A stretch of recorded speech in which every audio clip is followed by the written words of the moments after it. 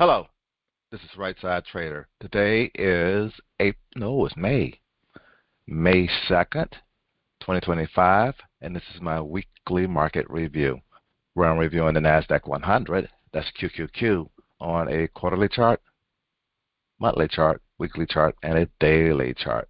This is all for educational purposes only, because as we all know, trading is risky. You can lose money at trading, so please check with your financial advisor. Please check with your significant other and make sure trading is something that is suitable for you. All right, let me change this over. I see and let's go ahead and resize these charts and see what we see this week. All right, let me maximize this quarterly chart. Boom, boom. We're back above pivot. Good thing. Now I do see us going higher come next week. I believe we're going to have to, as we go down to the lower time frames, we'll see that this market is trying to get back into the bull area. But let's go ahead and go down to the monthly chart where we can see that. On this monthly chart, as we can see, we are just below the 9-10 moving average. That's that line. That's that blue line there. So it's going to take probably the market gapping up above that, some kind of news coming out to get above that where we won't, get to that line and then end up acting as resistance.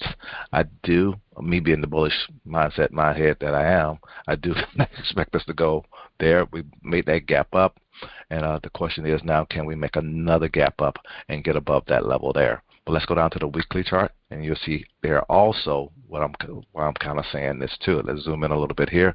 On this weekly chart, this is the 50 moving average. We stop right there, right where the market closed at. Again, like I had said last week, this area here would be a tough area to see if we can get above it. These candles here and we stop right there. So come next week, I do expect a gap up, and I do. Again, these pivots. These are our monthly. This is on a weekly chart, so these should be our monthly pivots and that's the pivot. We will be opening above the pivot there. So again, I can see us going higher, monthly pivots That's what I see. So let's go ahead and go down to the daily chart and wrap this on up. Just keeping it kind of short this week, and where you can see again on this picture here for us technical traders, this is where we had got the sell-off and this market pushed to the downside. Now we're back here at that area again. That's why, again, I'm saying we're going to have to gap above this level here in order for this market to go higher.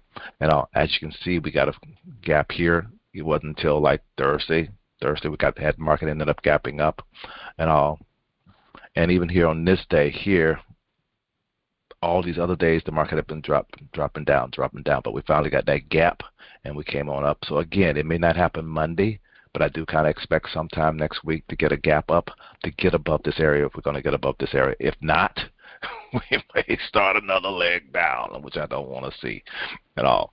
But I'm kind of expecting the gap and the move up because just leave it at that. And that's all I really want to share. Kind of keeping it short this afternoon,